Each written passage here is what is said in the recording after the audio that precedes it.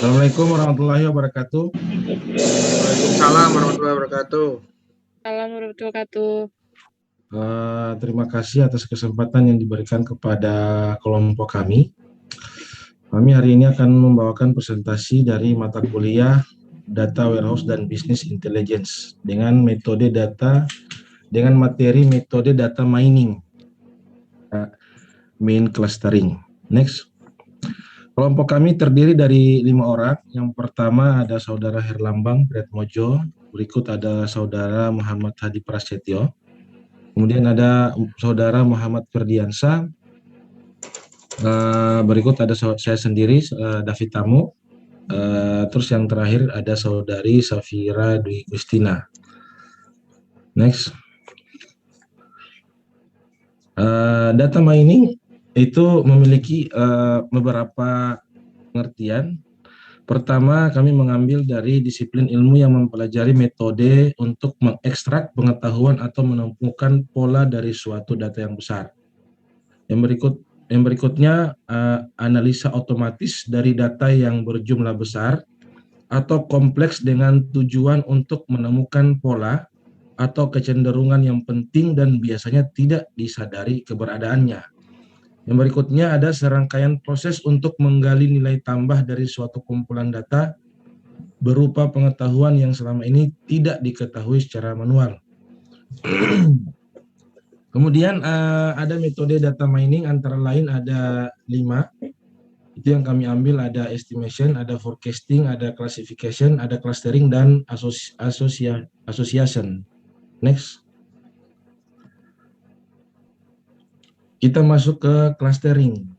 Jadi clustering ini adalah pengelompokan kumpulan objek tertentu sesuai dengan karakteristiknya dan menggabungkan sesuai dengan kesamaannya. Manfaat clustering sebagai segmentasi data yang berguna untuk memprediksi dan menganalisa masalah bisnis, serta mengidentifikasi objek dalam berbagai bidang. Contohnya computer vision atau image processing. Berikut pendekatan yang digunakan dalam mengembangkan metode clustering itu terdiri dari beberapa.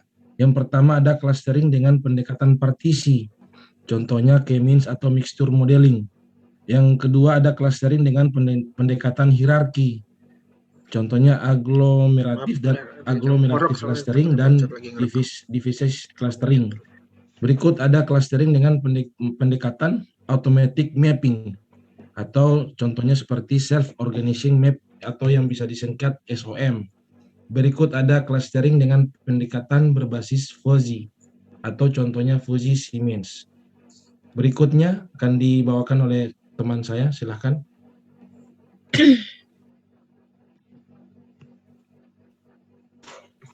Kita lanjut ke K-means clustering, algoritma yang efektif untuk menentukan cluster dalam sekumpulan data, di mana pada algoritma tersebut dilakukan analisis kelompok yang mengacu pada pemartisian N objek ke dalam kelompok atau cluster berdasarkan nilai rata-rata atau mean terdekat.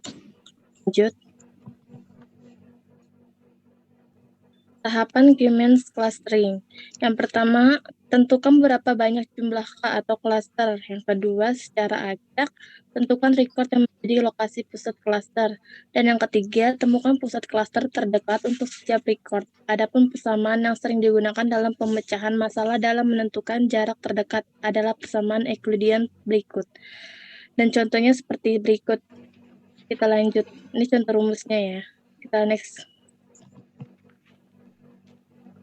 Ada tahapan K-means clustering. Yang keempat, tentukan cluster terdekat untuk setiap data dengan membandingkan nilai jarak terdekat, lalu perbarui nilai pusat clusternya. Nah, contohnya cluster center, sigma AI per N. Dan yang kelima, ulangi langkah 3 sampai 5 hingga tidak ada record yang berpindah cluster atau konvergen. Lanjut. Dan akan dibacakan oleh Herlambang Priatmojo, teman saya. Oke, baik, terima kasih. Lanjut ke contoh kasus.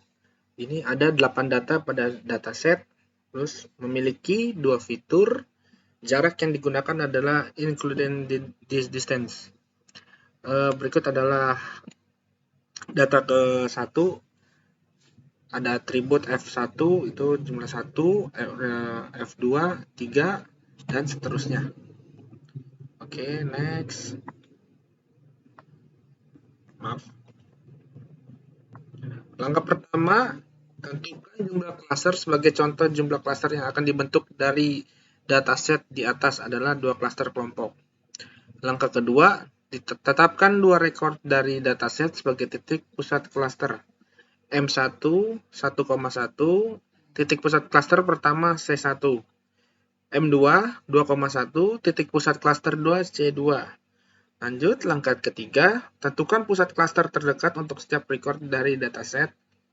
Untuk tahap ini, gunakan persamaan Euclidean untuk menentukan jarak setiap record dengan pusat klaster. Oke, lanjut, next. Nah, berikut adalah data ke-1 1,3 the Euclidean M1 jumlahnya 2, the Euclidean M2 jumlahnya 2,24, data kedua 3,3, the Euclidean M1 jumlahnya 2,83, the Euclidean M2 jumlahnya 2,24. Dan dihitung seterusnya hingga data paling akhir, data ke-8.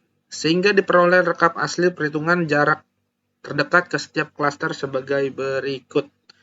Oke. Dilanjutkan oleh teman saya Muhammad Adi Prastio, silakan. Oke, ini adalah hasil rekap perhitungan jarak terdekat ke setiap klaster. Data pertama ke klaster 1 yaitu 2, ke klaster 2 itu 2,2 dan seterusnya sampai ke 8. Next. Langkah keempat, temukan klaster. Langkah keempat, tentukan klaster setiap record dan perbarui titik klaster. Data pertama, klaster 1 2, klaster 2 2,24. Jadi data pertama termasuk klaster 1 karena yang terdekat adalah 2, klaster 1 jadi. Dan sama seperti itu sampai ke 8. Next. Setelah klaster atau kelompok untuk setiap record ditentukan seperti pada tabel, selanjutnya perbarui nilai titik pusat klaster yang mana sebelumnya titik pusat klaster adalah M1,1 dan M2 2,1 untuk mengupdate nilai titik pusat klaster menggunakan persamaan cluster center sebagai berikut. Cluster 1 cluster center M1X dengan hasilnya 1, cluster center M1Y dengan hasilnya 2, cluster 2, cluster center M1X dengan hasilnya 3,6, cluster center M1Y dengan hasilnya 2,4. Next. Maka titik pusat cluster terbaru adalah sebagai berikut. Titik cluster 1 1,2, titik cluster 2 3,6,2,4. Dan selanjutnya akan dijelaskan oleh teman saya, Ferdi. Yuk.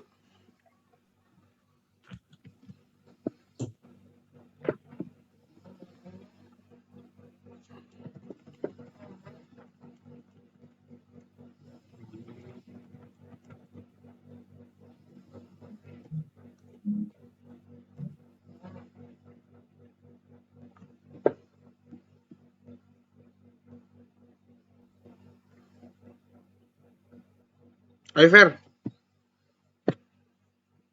Ke atas.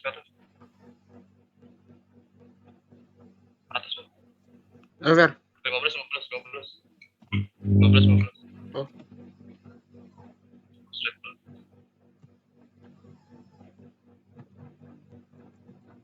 Atas terus.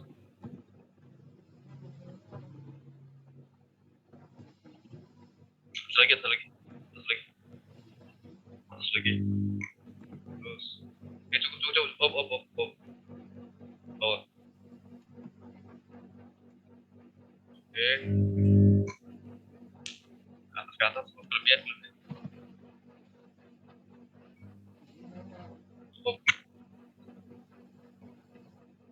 Oke, Fer. Lanjut, Fer. Setelah didapat nilai update cluster, selanjutnya mengulangi langkah ketiga guna menentukan kembali kelompok tiap data untuk menguji apakah terjadi perbedaan pada data tersebut.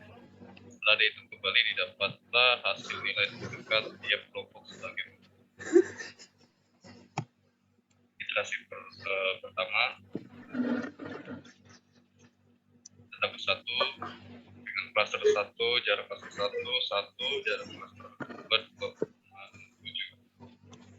Dan seperti itu sampai ke 8. Data ke 8. Next. Sementara untuk penentuan kelompok dapat dilihat pada tabel di bawah ini.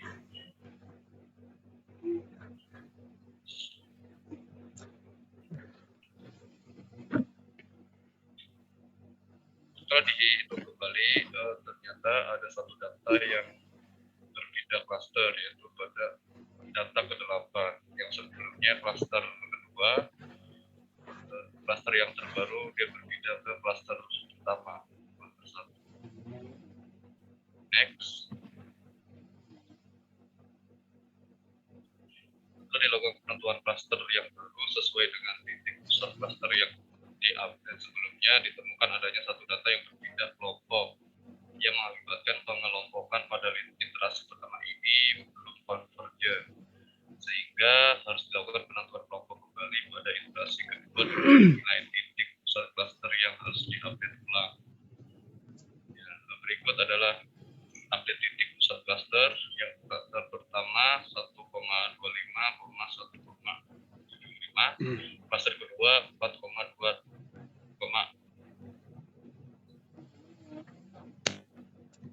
Next. Adapun hasil pengelompokan setelah melakukan ulang langkah 3 dan langkah 4 adalah sebagai berikut. Iterasi kedua, data pertama 3,01.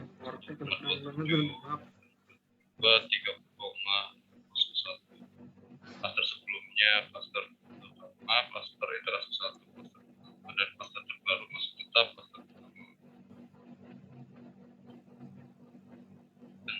Pada iterasi kedua tidak terjadi perbedaan kelompok pada setiap data. Dengan ini maka pengelompokan sudah dinyatakan convergen atau sudah dianggap optimal.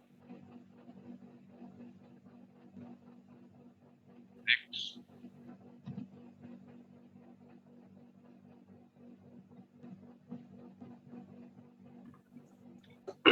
Oke, demikian presentasi dari kelompok kami. Selanjutnya kami minta kritik dan sarannya. Demikian dari kami. Assalamualaikum warahmatullahi wabarakatuh.